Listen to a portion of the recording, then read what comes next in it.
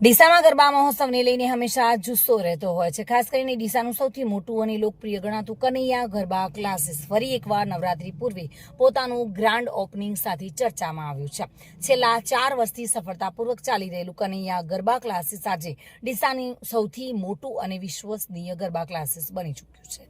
દર વર્ષે અહીંયા 400થી વધુ યુવા યુવતીઓ ગરબા શીખવા જોડાતા હોય છે.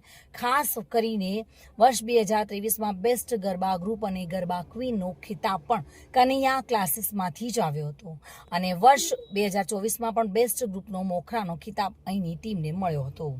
આ વર્ષે પણ કનૈયા ગરબા ક્લાસીસનું ભવ્ય ઓપનિંગ યોજાયું હતું, જેમાં મોટી સંખ્યામાં મહેમાનો ઉપસ્થિત રહ્યા હતા. મુખ્ય મહેમાન તરીકે પૂર્વ ધારાસભ્ય શશિકાંતભાઈ પંડ્યા તેમજ પૂર્વ સરપંચ કુંદનલાલ કછવા હાજર રહ્યા હતા. ગરબા ક્લાસીસના આયોજક કરણકુમાર, ભાવનાબેન અને સાગરભાઈ દર વર્ષે ડીસામાં કંઈક અલગ અને નવીનતા સાથે ગરબા સ્ટેપ શીખવાડતા હોય છે.